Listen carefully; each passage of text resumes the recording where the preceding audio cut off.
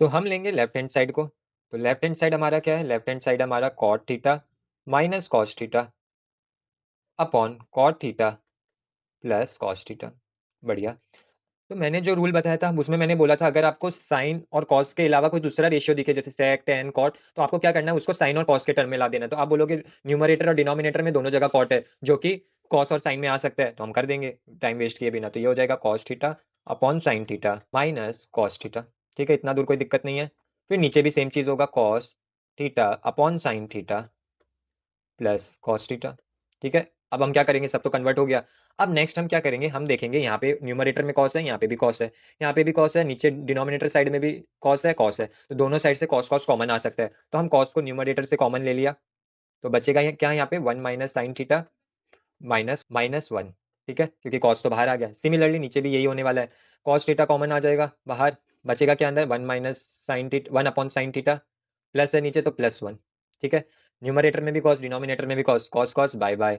ठीक है, अब बचा क्या ऊपर? One upon sine theta. तो हम क्या करेंगे? इसको अब सॉल्व कर देंगे। सॉल्व कैसे? एलसीएम लेके इसको ऊपर क्रॉस मल्टीप्लाई करके हम कर देंगे इसको। तो इसको मैं डायरेक्ट लिख सकता हूँ one minus sine theta by sine theta upon same चीज यहाँ पे भी हो जाएगा, one plus sine theta upon sine theta. फिर आप बोलोगे न्यूमरेटर पार्ट और डिनोमिनेटर पार्ट में भी दोनों का डिनोमिनेटर में साइन साइन है, तो साइन साइन बाय बाय। बचा क्या फाइनली आपके पास? One minus sine theta upon one plus sine theta. अब आंसर तो नहीं आया, पर मैंने टिप्स वाले में बताया था जब नीचे ऐसा कुछ मिल जाए तो हम क्या करेंगे? रैशनलाइज। तो यहाँ पे भी रैशनलाइज करना पड़ेगा, तभी जाके हमें स्क्वायर वाला चीज मिलने वाला है। तो अब कर देते हैं रैशनलाइज में। क्या करना है? डिनोमिनेटर में जो है उसका साइन चेंज करके ऊपर मल्टीप्लाई कर देना है। तो यहाँ पे आ जाएगा वन माइनस साइन थीटा, नीचे हो जाएगा one plus sine theta into one plus one minus sine theta. सही है। अब आप देखो one minus sine theta, one minus sine theta, ये तो वही बात होगी, टू इंटू टू फोर, नहीं टू स्क्वायर। ठीक है, तो सेम चीज ये भी सेम है, स्क्वायर हो जाएगा। तो यहाँ पे हम लिख देंगे वन माइनस ये तो वन माइनस साइन थीटा का होल स्क्वायर। सही है। अब नीचे वाला आप देखो सेम ही है, बस साइन का डिफरेंस है, तो हम यहाँ पे ये वाली आइडेंटिटी लगाएंगे। कौन सी? ए प्लस बी और A minus B is equal to A square minus B square. तो यहाँ पे हम नीचे लिख देंगे वन का स्क्वायर माइनस साइन थीटा का स्क्वायर।